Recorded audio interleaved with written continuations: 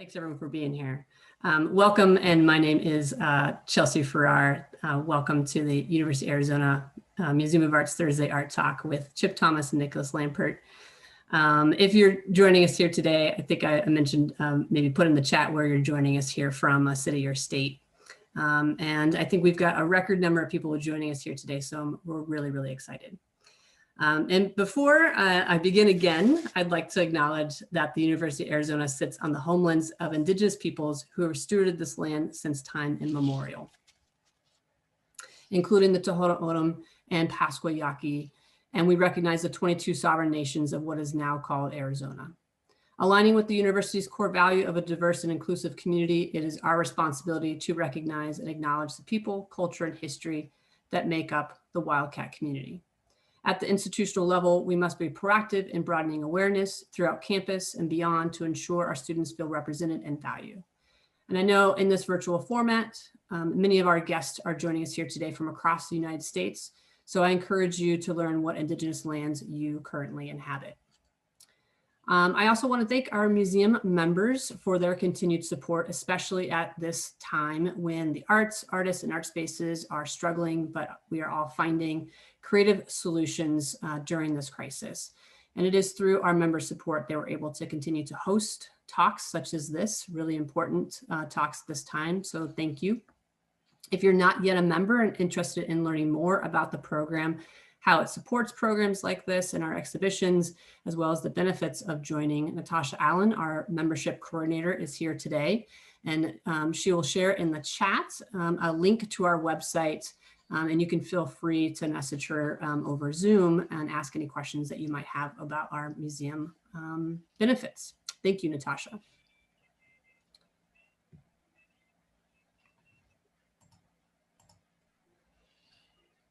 And speaking of membership benefits, we actually have a members talk that's coming up in December. That's just for our members on December 14th. So you can learn more about the museum's collection of our exceptional paintings from the Gothic era with University of Arizona German Studies professor, Dr. Albrecht Clausen. And then closing out the 2020 season on December 17th at 4 o'clock. And free and open to the public, we'll be hosting our last Thursday Art Talk of 2020 with the artists from the current exhibition Picturing 2020, A Community Reflects, with Randicia Fletcher and Miller and Kathleen Dreyer. And they'll be talking about their work in the current exhibition and its relationship to activism and radical self-care. And after today's topic, this December Artist Talk is sure to be really an important continuation of the role of artists in activism with the added role of self-care, which is also a really critical issue on this topic. And because we have so many people joining us here this afternoon, I see we're up to over 100. That's almost a record for us, definitely a record for our Thursday Arts Talk, which is incredible. I do want to ask that as many folks as possible turn off their video on Zoom. You should be able to do this by selecting Stop Video at the bottom of your Zoom window. We have a lot of folks joining us from areas of the state and country where Wi-Fi and internet access is maybe not as strong. And so this helps our participants lower bandwidth issues. So thank you. If you do experience any connection issues over Zoom, we are live streaming this talk on our U of A Museum of Art Facebook page. So if you need to, you can leave the meeting, but still join us on that platform. And those watching us on Facebook can leave comments and questions for us, and they'll be shared here. And in Zoom, we definitely encourage you to be involved in the conversation and use the chat feature. You'll see that icon at the bottom of your window as well. So please enter any questions that you have for the artists during the conversation today, and we will have time for a Q&A at the end. So without any further delay, I'd like to introduce each of our speakers joining us here today. Photographer, street artist, activist, and physician, Chip Thomas, also known as Jet Sonorama, has lived and worked on the Dene Nation since 1987. He created the Painted Desert as a community building project wherein he installs large-scale murals in collaboration with international and local Indigenous artists across the reservation. You can find and download his work on the Art Journal Open website, and his work can also be found on Just Seeds, which is a printmaking artist cooperative of socially engaged artists. Dr. Chip Thomas still practices family medicine at the Inscription House Health Center in the village of Shanto. Also joining us here today is Nicolas Lampert, a Milwaukee-based interdisciplinary artist and author whose work focuses on themes of social justice and ecology. He is also a full-time faculty member in the Department of Art and Design at the University of Wisconsin-Milwaukee, with a joint appointment in printmaking and writing and critical thinking. His book, A People's Art History of the United States, 250 Years of Activist Art and Artists Working in Social Justice Movements, published in 2013, is part of the People History series, edited by Howard Zen. His artwork is in the permanent collections of the Museum of Modern Art, the Milwaukee Art Museum, the Library of Congress, and over 60 archives and special collections around the world. Thank you both for being here today. And Chip Thomas, I think backstage, you won the coin toss, so you are joining us first. Great, thank you so much, Chelsea. Thank you to the crew at University of Arizona Art Museum for this opportunity to speak with you all. Greetings world from Dineta, or the Great Navajo Nation in Northern Arizona, which is where I am now.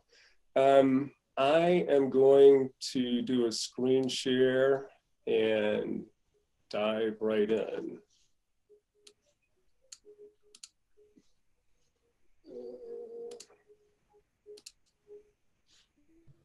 All right, I hope everyone can see that. I'm calling this presentation Wellness and Community. Hopefully it'll go pretty quickly and somewhat smoothly. It's subtitled Building Community While Serving the Intersection of Culture, Religion, and Idealism. It has a second subtitle, which is a mini survey of the impact of late stage capitalism on frontline communities, which, were it not for capitalism, would be amongst the richest communities in the world. That was a little long, so I didn't put that all down there, but that's what we'll be talking about. So let's just dive right in head first. I came to Northern Arizona in 1987 as a National Health Service Corps scholarship recipient. The government paid for my education for 4 years, so I knew I had to work in a health shortage area for 4 years. And I chose to stay well beyond my obligated time.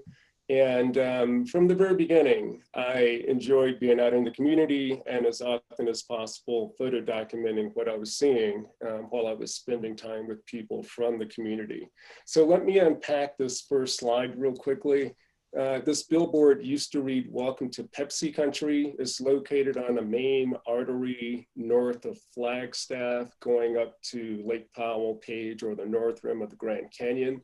This is outside Tuba City. And it's a fascinating thing because amongst the chronic health problems on the Navajo Nation, there's a high incidence of diabetes. Roughly 1 out of 3 adults over the age of 45 has adult onset diabetes.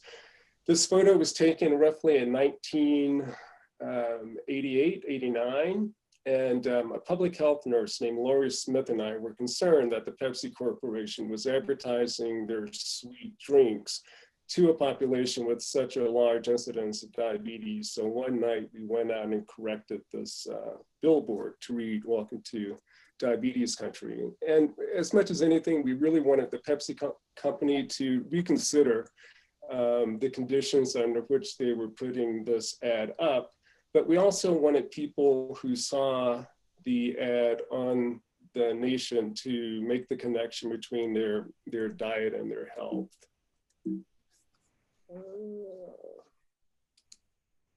And this photograph just reinforces some of the health conditions on the reservation. Prior to 2014, it wasn't uncommon for fruit and vegetables to cost 2 to 3 times as much as a can of Spam, for example. But a significant thing happened late in 2014. The Navajo Nation passed a bill that started taxing junk food and not taxing healthy foods such as fruit and vegetables.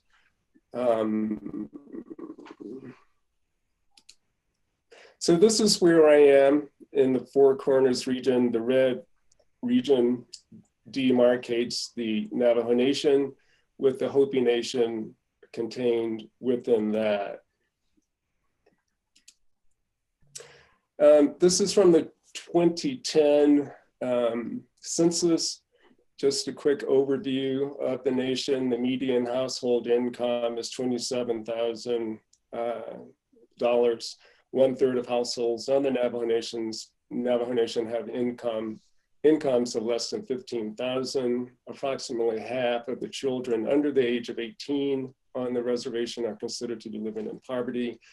And the unemployment rate on the Navajo Nation is approximately 50%. Actually, it's well over 50%. And I'll talk a little bit more about that here in just a second.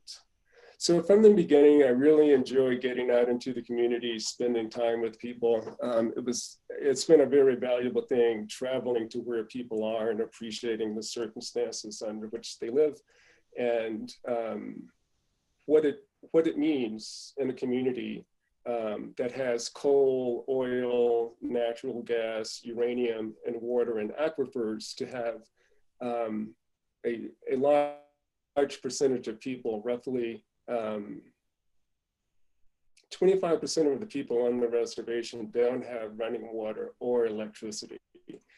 I'm going to back up a little bit and say that the reservation is larger than the state of West Virginia. It's 27,000 square miles in size and is home to 180,000 people. And again, roughly a quarter to a third of those people don't have running water or electricity despite having those resources that I mentioned. Yeah, so getting out into the community has been a wonderful thing because, for example, at the clinic where I am, we'll set policies saying that patients who come in more than 15 minutes late for an appointment will have to reschedule the appointment. And one of the things I learned pretty early on in visiting people in their homes is that not everyone has transportation to get into the clinic. Things are a little bit better now in that there are ride-sharing companies that will bring patients in. But it used to be prior to the arrival of the ride-sharing companies that patients would sometimes have to walk as far as, say, 5 to 7 miles on a dirt road and then hitchhike from that point to try to get into the clinic. So just going out into the community really sensitized me to the conditions under which people live and how creative people can be, and just making ends meet and appreciating where they are and what they have.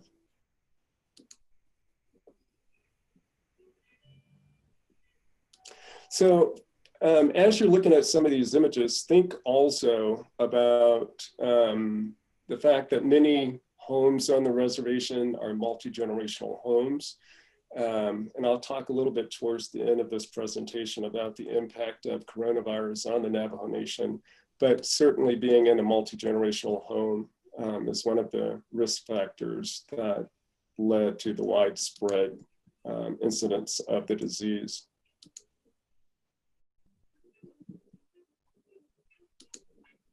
So I was, frustrated. One of the first things I did when I first came here was I built a home darkroom. And for 22 years, I worked in that, and I'd go out into the community, and to the extent people were comfortable, I would photograph what I was seeing. And I would occasionally have shows of this work in different places around the country. But the people who were photographed were never got to see those shows. And then a significant thing happened in 2009 when I had an opportunity to travel outside the country for a few months and spend time with a community of street artists who introduced me to work by the French artist JR, which for me was the missing link for how to combine photography and street art. I've always had a love for both of those visual media. So starting in 2009, I went through negatives, started scanning negatives, and wanted to find imagery that I thought reflected the culture in a beautiful way. so I could reflect back to the community the beauty they've shared with me over the years that I've been here. This little girl is JC. You'll see several pictures of JC in the series of photos that I'm showing. So one of the nice things about having been here for so long is developing longitudinal relationships with families, with people, and we're all growing old together.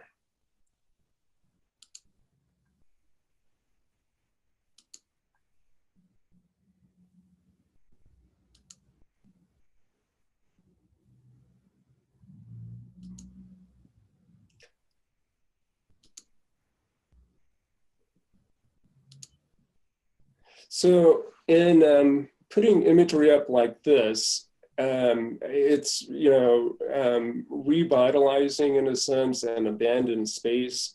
The land here is plentiful. There's a lot of it. There's not a lot of structures along the roadside, but it's been a nice visual storytelling tool to put imagery up that, as I said, reflects the beauty of the community back to them, back to the people here. It's created an interesting dialogue. But one of the things that has always been of interest to me, and I'm not sure why my slides keep going ahead two rather than one, but in 1995, I was interviewed by a friend for Utne Reader. And in that interview, I shared with her that as a photographer, I felt one of my responsibilities as a person of color was to counter the predominant narrative of people of color in the media.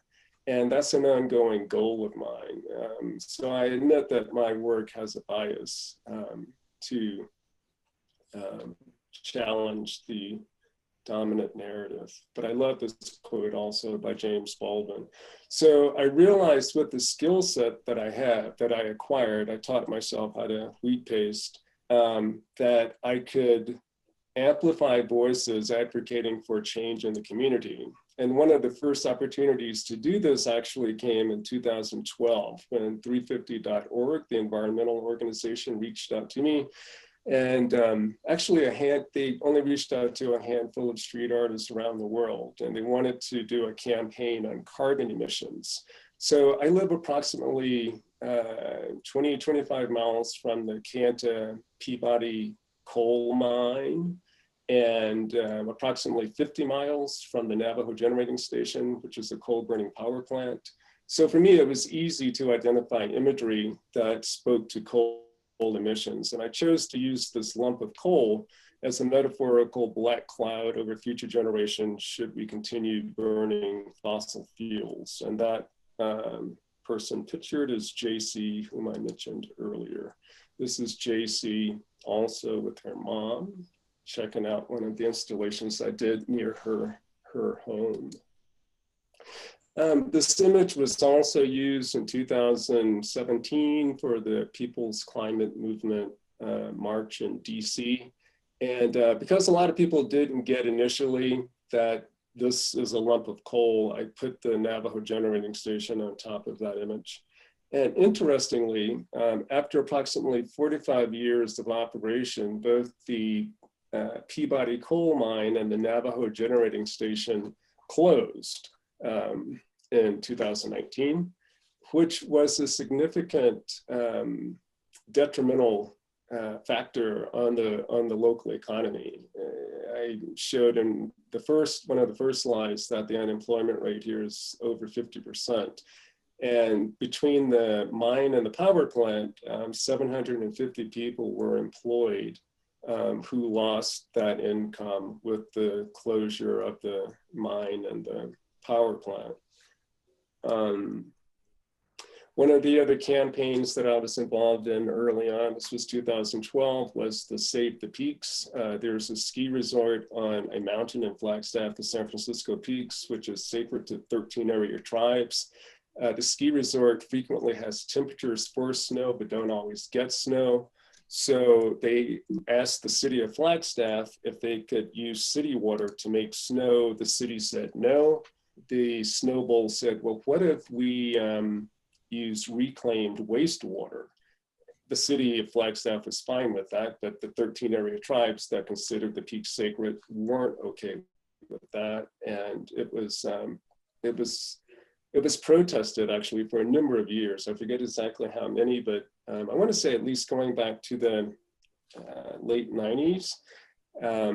And each time it was about to happen that the Snowball was going to start making snow from reclaimed wastewater, there would be graffiti around Flagstaff that said things like "Don't ski the P" or the Snowball, where the affluent meets the effluent.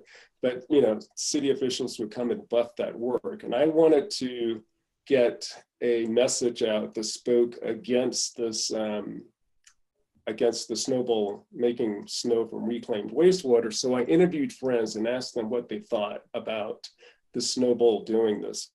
Whatever they said, we wrote or painted onto their faces, and then I photographed them and we blew the images up, and I tweet pasted them in downtown Flagstaff. Sadly, the Snowball was allowed to make snow from reclaimed wastewater. This is an ongoing fight to protect a sacred site here in northern Arizona. The case was adjudicated twice by the Ninth Circuit Court of Appeals in California.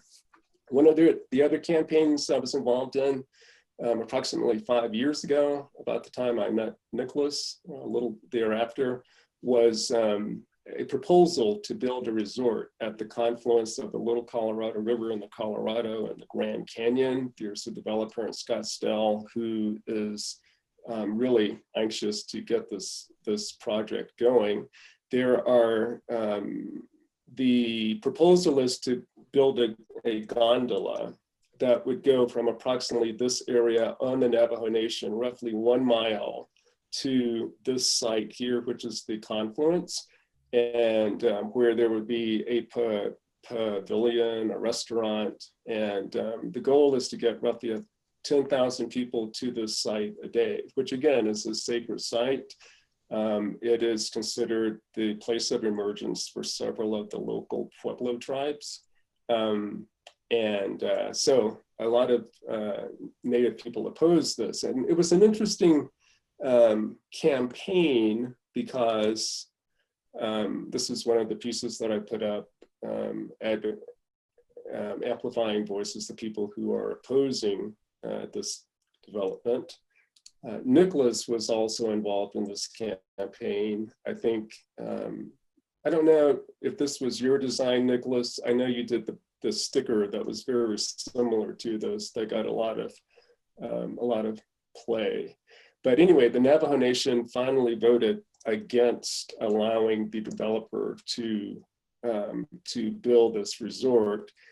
And the developer is at a point now where he is waiting for the next administration to come in on the Navajo Nation, hoping they will be more open to the idea of building this resort. And if anyone ever wants to do a trust building, community building practice in the post-pandemic period, I recommend this. This is part of the campaign opposing the development at the confluence. But these are the two, this woman, Renee, is one of the two women who was standing with the banner overlooking the confluence with her fist raised. And I was using the same practice I did with the Save the Peaks campaign, where I asked them what they thought about a development being built at this sacred site, and whenever they said, I wrote on their face. However, the original plan was for someone else to come and write this on their face, but that person didn't show up that day because it was snowing in Flagstaff. So I was left to scrawl on these kind souls' faces. And it was the same thing though, where I photographed them and then tweet pasted their responses to this development on a roadside stand. And I included this because, my project, especially in those times when I take a position, can be a contentious thing, especially in a community that has an unemployment rate over 50%. While there are those on the reservation who appreciate that the development at the Confluence would not be a sustainable development, the area where the resort was going to be on the Navajo Nation is in a community that has an unemployment rate probably approaching 60%. And there are people here who very much, want that income. So that particular piece didn't have a long life. One of the other conditions here on the reservation that I became sensitized to was the plight of people who worked in uranium mines from roughly 19 mines and mills from roughly 1944 to about 1984. So basically during the Cold War, the majority of the uranium ore that went into our nuclear arsenal came from the Four Corners area. Many men from the Navajo Nation, as I was saying, were miners and or worked in the mills. And they were working under conditions under which the government, the US government, was aware of the hazards of exposure to radiation, but didn't share this with the workers, such that many of these men now are receiving compensation from the government for respiratory impairment and other organ damage they suffered from the time they worked in the mines. This is, one of my patients. So they come in every 6 months to get examined so they can continue getting benefits from the Department of Labor because of the health consequences they're suffering. And I have a close-up of the design on that t-shirt, which was designed by Key Benally, former lead guitarist and shredder for the indigenous punk band Blackfire. This particular piece also speaks to uranium contamination on the Navajo Nation. There's over 500 abandoned uranium mine sites, not just mines, but mine sites, meaning on each site, there may be 2 or 3 or more areas that are being mined that were left open essentially when the price of uranium dropped in the 80s and the companies packed up and left. Because they were mining under laws from the late 1800s for precious minerals, the mining companies weren't responsible for remediation of those sites. So as a consequence, radioactive material leaches into the soil, which leaches into water, which impacts animals and ultimately humans. And this is a piece I call the green room. And there's a little description of everything that I just said that's on the inside of this piece, such that if you were to go to the site, you would get an idea of why that room is green if you were just passing through. This is JC again and her sister Gracie. This is what one might see if you're zipping along Highway 89 north of Flagstaff going towards Tuba City. The image of 2 smiling girls off on the side of the road, but as you get closer, there's actually a story that's told, and it's the story of the Navajo birth cohort study, which is a study that looks at the potential association between environmental contaminants and birth outcomes by recruiting Navajo mothers, assessing uranium exposure at key developmental milestones, and following the children after birth to appreciate any birth defects or developmental delays. And so JC and Gracie's mom took them to see this installation and got that photo of them at the site. This is from the Encuentro. I think this was 2017, which was organized to oppose the militarization of the US-Mexico border. This is Theo Gar, who's the fellow member of Justice with Nicolas and me. And whenever I get invited to create art, go someplace to do installations such as this piece, that's a collaboration with Thea, I always try to bring her along so we can do on-site screen printing. And I absolutely love that there's this example of international cooperation happening with someone literally giving us a hand there with the screen printing process. Sadly, you can't do this anymore in Nogales, as you all probably know, because the current administration chose to put grading along here such that there's no international commerce or touching through the border wall anymore. There's also a coil of barbed wire on the US side of it now, which wasn't there in 2017. This is a neighbor who was close by in Nogales who wanted a t-shirt and got one. Posters we designed. This is a shout out to the No More Deaths crew down in Ajo, Scott Warren and the Ajo humanitarians. I'm sure you all know the case of Scott Walker. But this particular, I was invited to come down and put this piece up. This is right outside, I can't think of the name of the wildlife refuge where more migrant deaths occur than any other part of the Sonoran Desert. But yeah, this particular site is right outside that, such that the Border Patrol daily, as they were leaving the site, would get to be reminded that water is life. That's what that piece is about.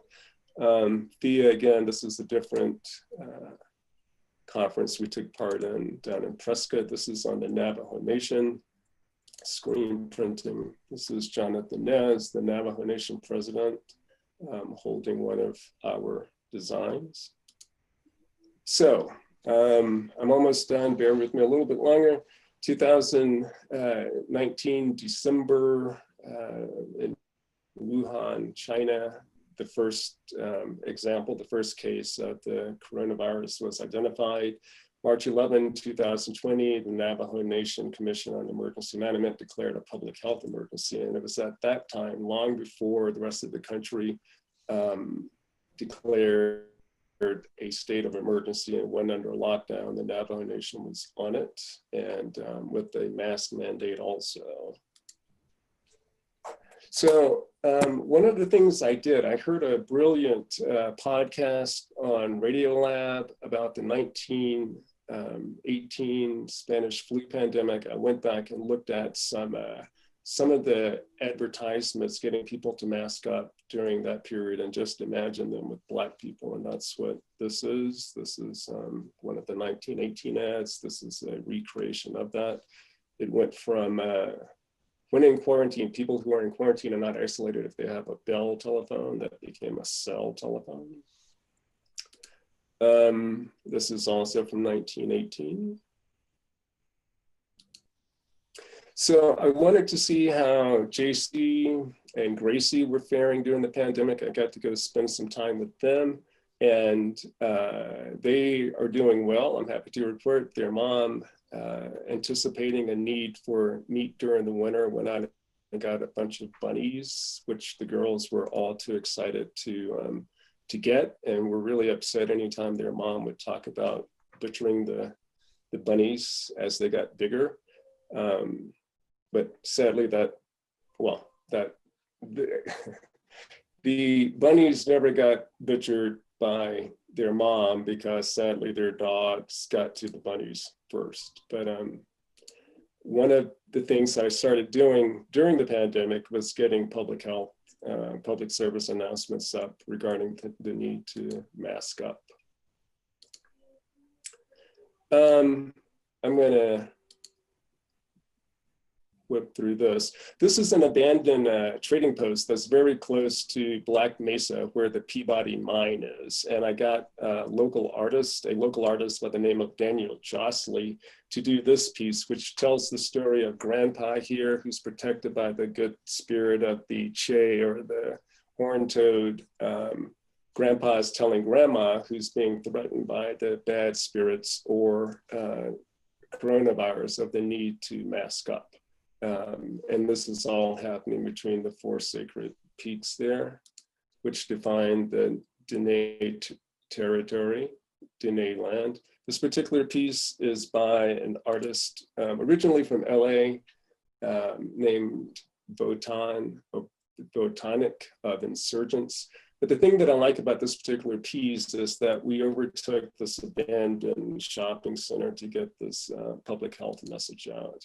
So I'm asked frequently if I can determine the impact my work has on the community, and I don't really know the metrics for that. I do like stories that I occasionally hear from people about their grandma getting excited anytime she's driving down the highways and sees pictures of the sheep.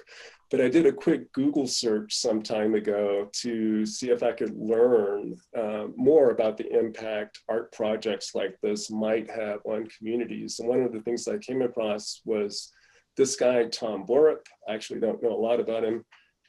But he identified 5 ways art projects can improve struggling communities. And one of the most germane was, he was surprised to find that it wasn't wealth, access to healthcare, crime, or some more tangible factor that topped the list, a more elusive ingredient.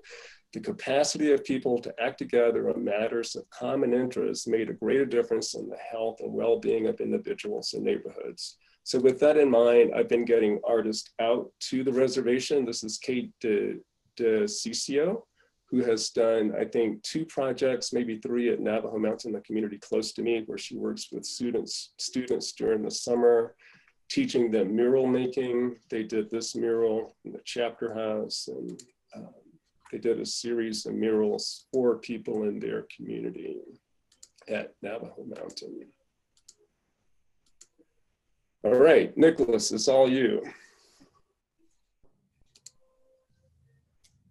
Awesome. Thank you so much, Chip.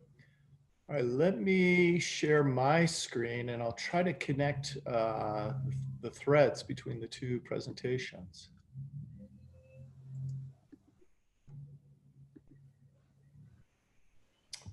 All right, first off, thank you again for having me present. Thank you to Chelsea and thank you to Chip. I've just been enamored by Chip's work ever since I first saw it, and just becoming a good friend and spending time with Chip and working with him and Just Seeds Artist Cooperative has been just a real joy. So it's always great to hear your voice, Chip, and see your recent projects. I want to speak to the students. I know there's speaking to a university crowd. Obviously, a lot of other people who are not part of the university are part of this live stream as well.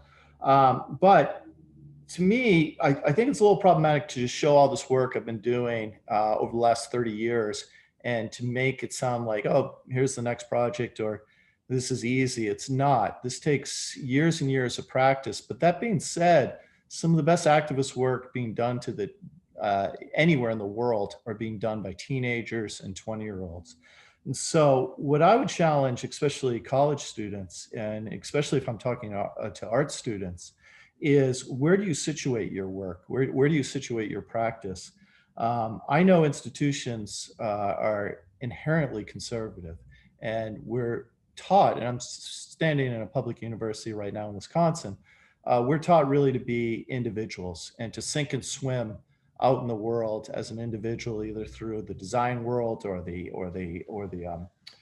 gallery world or so forth. And I don't think that is the best approach for confronting the challenges that we face right now.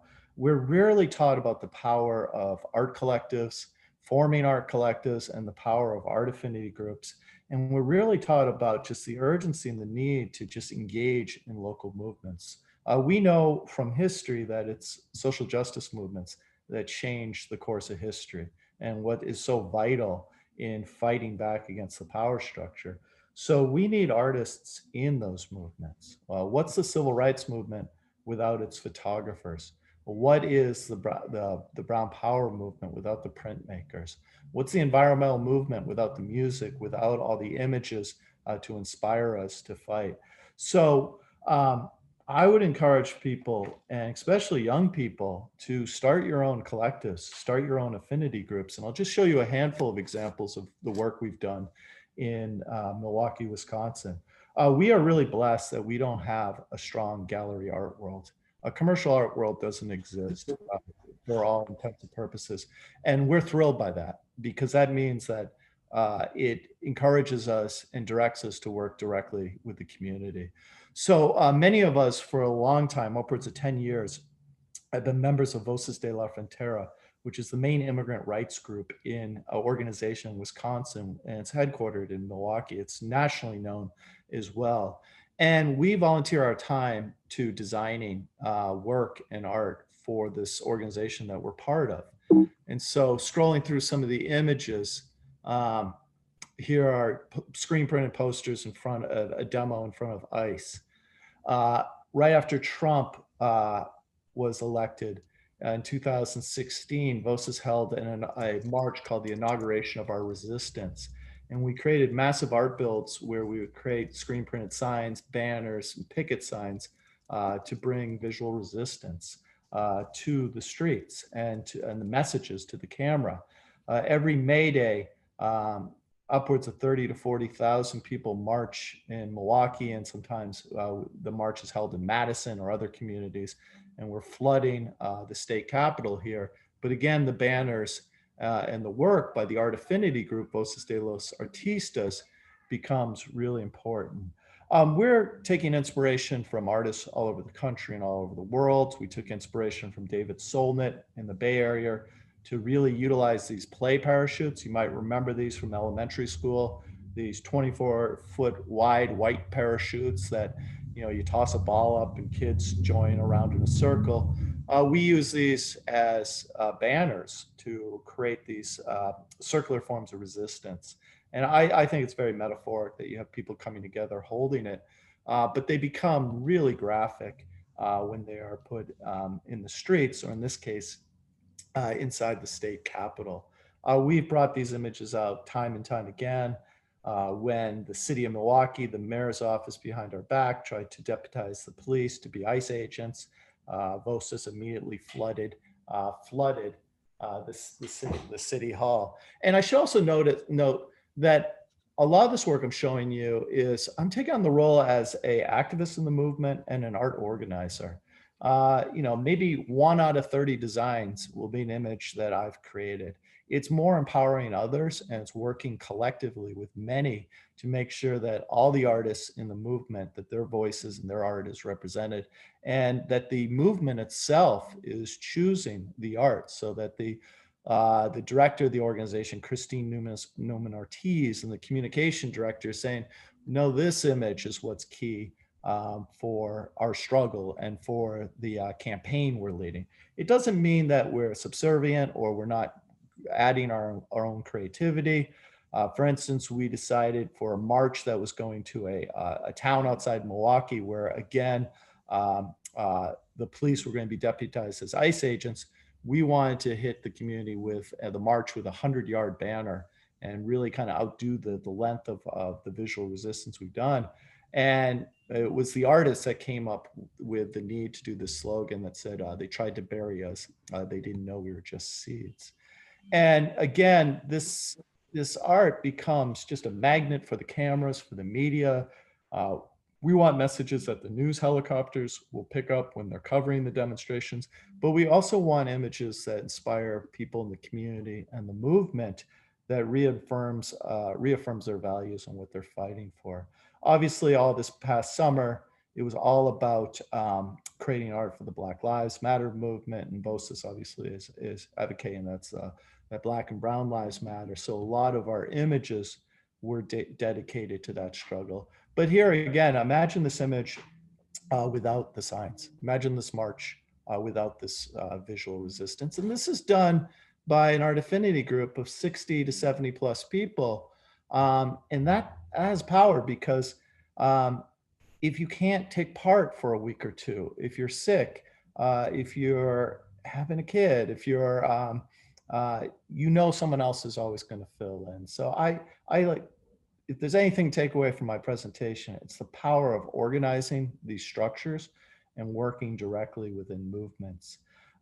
Besides working in the immigrant rights movement, we also work a lot in the public education movement, in the unions, the teachers unions. I'm part of the teachers union here in higher ed, But the real power is the K-12 public unions. And a shout out to the Arizona teachers, the Red for Ed movement. Arizona shut everything down. The teachers did a couple of years ago. This happened in West Virginia. This has happened in Wisconsin, LA, you name it. And teachers really have become the vanguard of the labor movement. And they're not just fighting for higher pay, teachers are fighting for their students. They are going on strike because they're demanding that schools have nurses in their school, that there's special ed programs, that not all the money is siphoned out by charter schools. So that's the reason for these massive teacher strikes that have happened in places like Chicago with CTU and obviously in LA. From the work that we were doing with the Voces movement, a number of us in Milwaukee got invited to really organize large-scale art builds a couple weeks before these massive teacher strikes, be it in Chicago, in Los Angeles, before the Los Angeles teachers went on strike and they won. Same case with the Oakland teachers and the Chicago teachers. But what I love about this image is it's the epitome of people coming together. I imagine this as an outdoor painting action of teachers from across the LA district who are there, that they're creating, but they're also networking. They're making their union and their movement stronger. And we have a slogan in this art collective that I'm part of, the Art Build Workers, that before the march and before the strike, there is the art build. And for any of you out there listening, these are tactics to be duplicated and to be shared. This is putting art, working closely with your local community, be it a union, immigrant rights, whatever movement that you're inspired by, and then really being in close dialogue and in collaboration on what type of movement, what type of art is needed. And again, it's not always our art. And many times when we're going out to these art builds, we're trying to amplify the local artists. We're trying to amplify and bring in artists like Fabiana Rodriguez and Melanie Cervantes and Jesus Barraz, artists that live in that city, and just use our skills as really art organizers, painting this mass amount of art right before a strike. And you can see from this image just how powerful it is when these movements hit the streets. So this is all part of the Red for Ed movement that's happening as we speak across the country. And that movement right now is really focused on safety, about keeping students, teachers, and staff safe during the pandemic.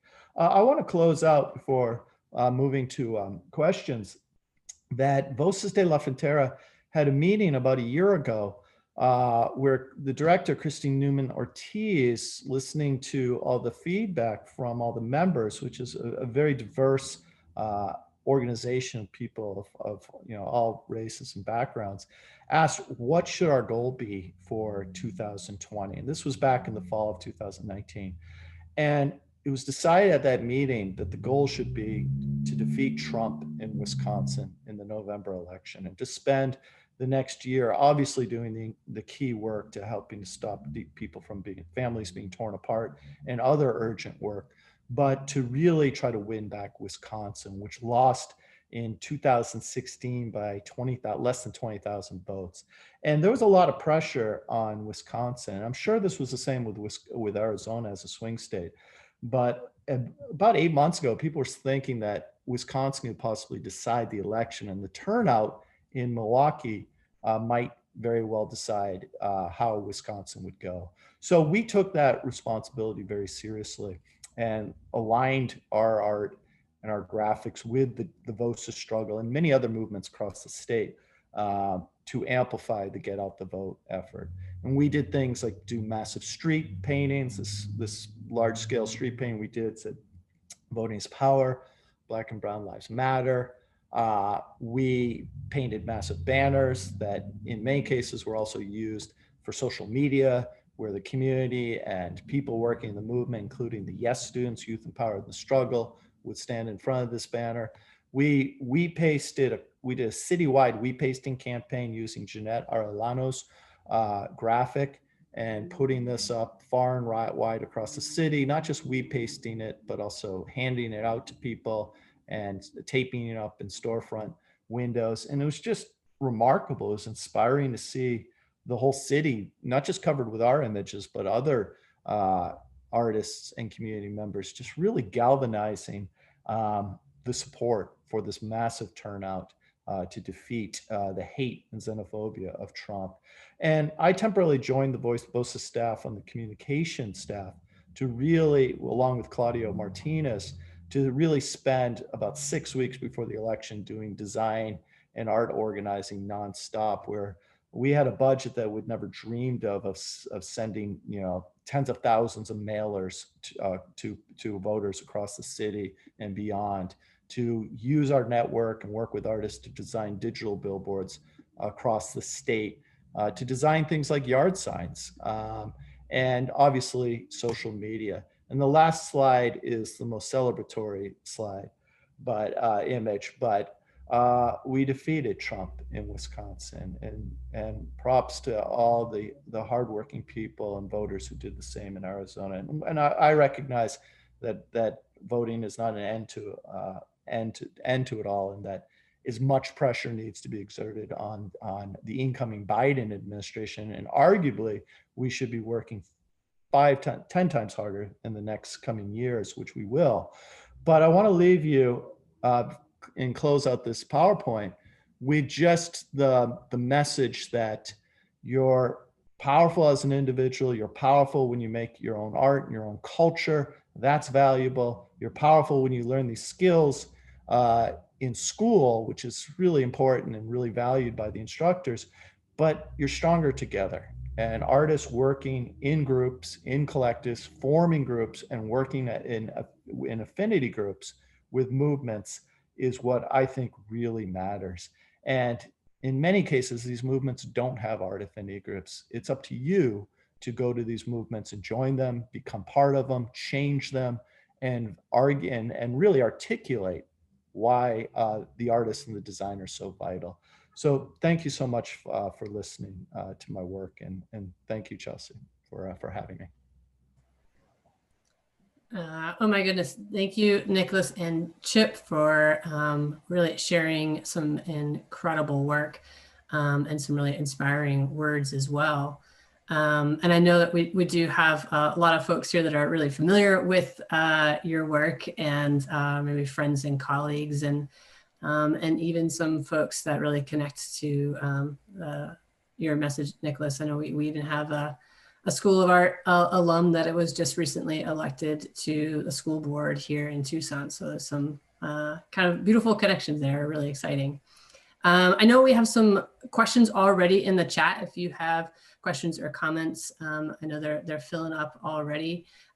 So before we move to folks in the chat, I just maybe want to pose one or two questions to you, because I want to honor some of the voices that are joining us here today.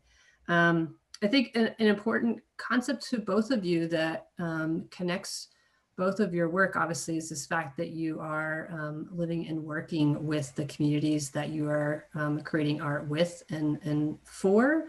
But I'm wondering if you can, each of you, talk a little bit more about how your art practice aids and offers some other strategies of care for the communities that you're living and working with. Feel free, Nicolas.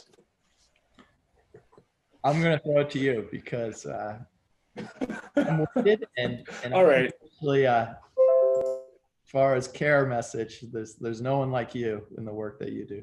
Yeah. Okay. Well, one of the things I talk about in my art practice is it really helps to appreciate where I am in making this art. I talked a little about the demographics and the level of employment, but I didn't talk so much about health variables. But because this particular area, the Navajo Nation, has been exploited primarily for its resources, and the people aren't materially wealthy, there are challenges that come with living in poverty. And, there are health challenges, certainly. But I mean, like I said, even just trying to get to a healthcare facility can be a challenge for people. But there are also challenges with, for example, the teen suicide rate is 2 to 3 times the national average. There are issues with, there was an article that appeared in Harper's Magazine, I think in 1998, that said, if you live on the Navajo Nation, you are four times more likely to be assaulted than if you live in the rest of the country. And this is if you are Dene, or twice as likely to get assaulted than if you live in LA. There are issues with domestic violence. There is drug abuse. There is alcohol abuse at rates that are higher than the national average. So when I put my imagery up, it's I tell people, when I see patients in the clinic, I'm attempting to create an environment of wellness within the individual. I'm directing my therapy towards creating wellness such that that person can realize his or her dreams. And when I put the art up in the community, it's to, as I said, to reflect the beauty of the community back to the community, but hopefully to also, in a subtle, subconscious, psychological way, create an environment of wellness within the community such that, I don't know, there's a good feeling that's created. I did see one of the questions that was asked, or one of the comments that was made, where somebody said, oh, now that I know that you are consciously choosing the work that you're putting up, that makes everything different. Yeah, I will admit I have a bias.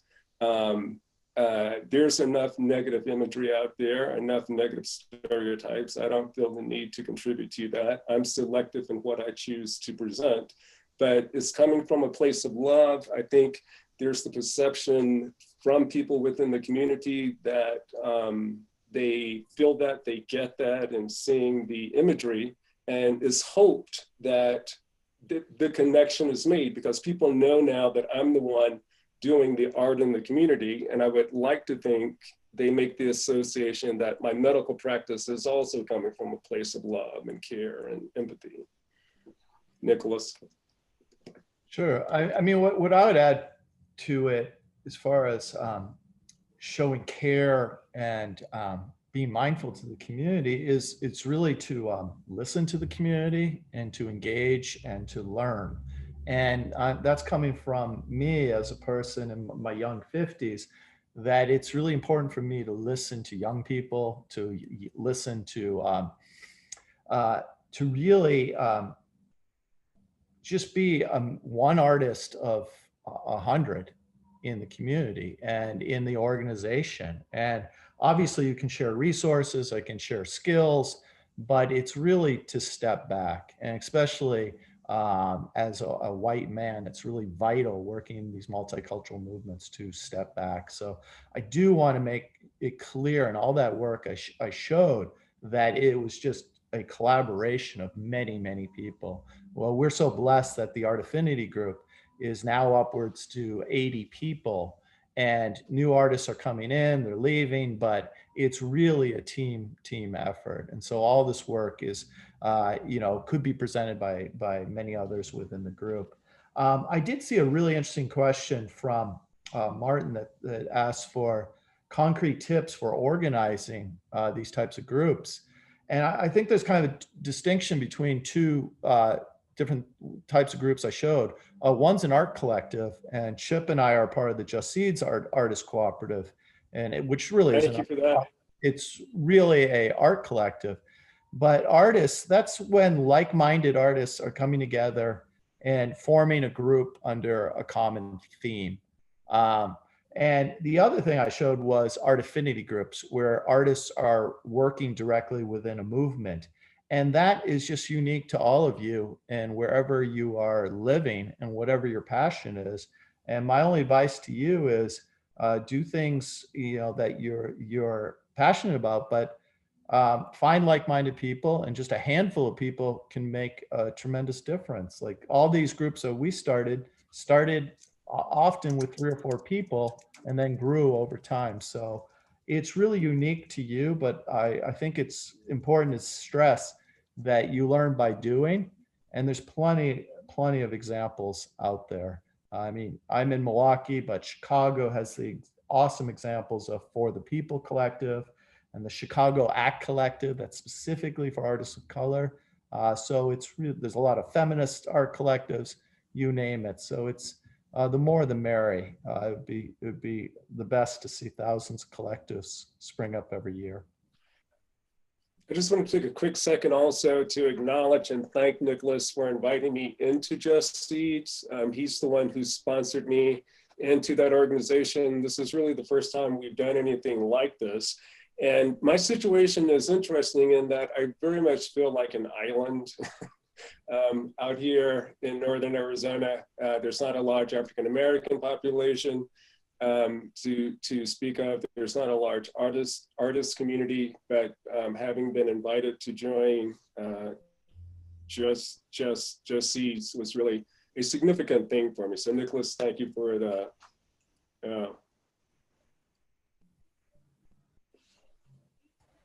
Well, it's great to bring you two together again, even if it's so thank you. Kind of virtually. Chelsea. Yeah. There was if we have time, there's a couple other questions that were earlier in the chat. And I think maybe you kind of touched upon a little bit. Chip, was a question of a lot of good questions. Yeah, it was great to have so much engagement. Thank you all for contributing to the conversation. Maybe you want to speak about whether or not you've come across any cultural barriers of people not being receptive to their images displayed publicly. It sounds like there's a lot of collaboration and with you and the folks that you're photographing and installing, but maybe you want to speak to that a little bit. Yeah, I mean, this project, I'm going to jump in, Nicolas, and answer that, but my art project, I think, has really made me a lot more responsible as an artist in that it has deepened the conversation that I have with people I take photographs of, and that they know up front how the photograph is going to be used. So I do have the consent of the people whose pictures I'm putting up. It has happened a time or two that I put up a photograph of someone who had passed away, but I had talked with one of the children of that person who was pictured, without having talked to other members in the family, and the other members in the family who didn't know anything about this picture going up and didn't know why it was up, had a problem with it. And this was actually early in the project when no one knew who was putting these pictures up or why. But yeah, I mean, there's a nice dynamic conversation that I have now with the community through this art project, which again, I think has deepened my medical practice as well, or deepened my relationship with the community.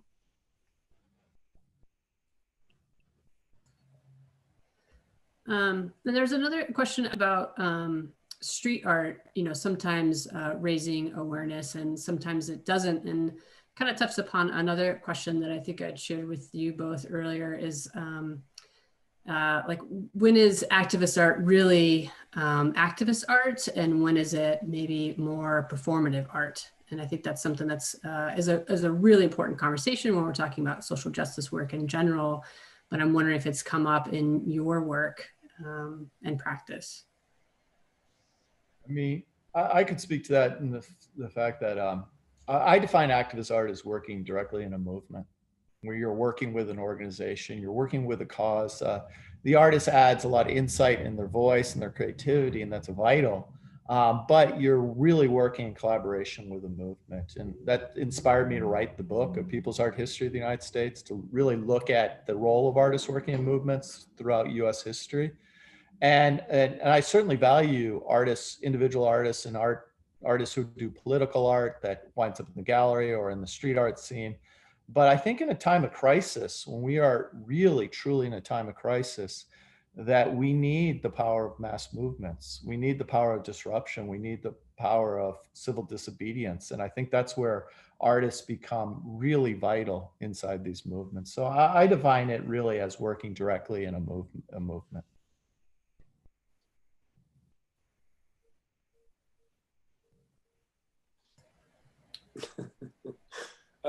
I don't know who Charles Jeff Orion is, but Thank you.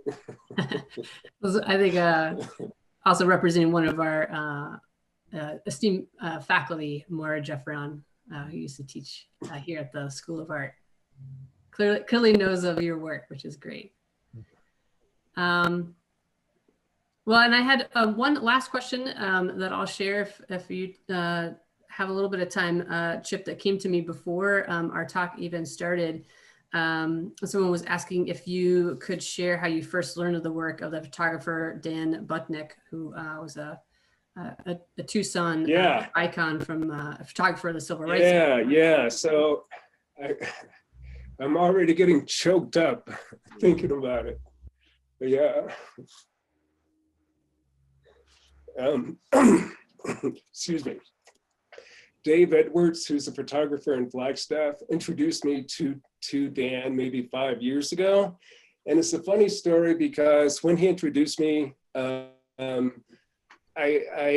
forget what the context was, but I remember having to be some other place and getting into a conversation with Dan that took a little bit longer than I had thought it would. And so I just remember at one point almost avoiding Dan just because I knew him to be a talker. And unless I had a lot of time to spend with him, I wasn't always as available to him as I wish I had been, because I think it was 50 years after Selma to Montgomery. So was that 5 years ago? Was it 65? So anyway, there was a show in Flagstaff of this body of work from the civil rights movement, from the Selma to Montgomery March. And it was amazing because anybody who knows Flagstaff knows it's a predominantly Anglo town. Several Native American tribes are in and around there, small African-American community. But I was in a restaurant on San Francisco Street with this amazing body of work, and people were busily eating. And I was just floored by this body of work. Again, I'm getting choked up. But it was Dan's work. Anyway. So my relationship with him changed after that. Yeah. So, incredible photographer and big loss. Incredible man. Yeah. There's a comment in there to you, Chip, which is pretty amazing, pretty beautiful. A little familiar connection too. Yeah.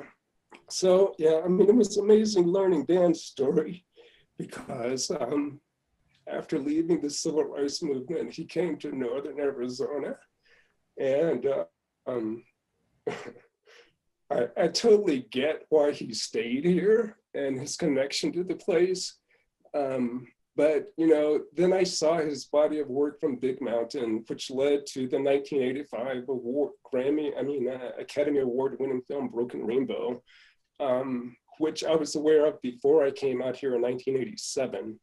And then once I started making the connections of who Dan was and what he represented, I just, as often as possible, would spend time with him and hear his stories, which he loved to tell. Which I love to hear. And so, yeah, we just developed a relationship, and I was really touched. And I think it was 2015, he was in Selma meeting with the mayor because he wanted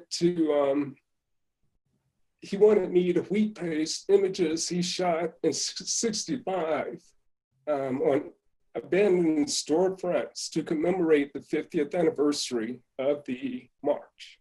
And the mayor liked the idea. Dan actually called me from the mayor's office, and we had a three-way conversation. And he said, hey, I'm pitching this to the mayor. The mayor is interested, but there's a catch. He wants one of his advertising people to do the installation of his imagery. And Dan was like adamant that no, that wasn't going to happen. He only trusted me with his images. So, yeah. So an incredible connection and just another great example of how the significant role of artists in these movements of which you two have really touched upon and are a critical part of right now. Can I Thank just you. answer one question real quickly? Yeah, please. Yeah, someone asked, how do you apply the images to the buildings? It's basically the process of wallpapering outdoors. Wheat paste. I can, yeah. I'm gonna put my email in the chat if anyone wants to email me, and we can have further conversations. Wonderful. Well, I want to respect both of you and your time. You've given so much, and I'm really, really appreciative of each of you sharing your insights and experiences and visual engagements with and working with community. It's really, really quite fantastic. And I'm sure I speak for other folks that want to keep the conversation going with each of you. So I hope that can happen. Awesome. Thanks for the invitation and speaking. Yeah, thank you again, Chelsea. And coming from Wisconsin, we're inspired by everything you're doing in Arizona. So thank you. Yeah, absolutely. Right back at you. And thank you all for joining us. It was really fantastic that we could have so many people here in this virtual format. So I ask you all to take care of each other and stay safe.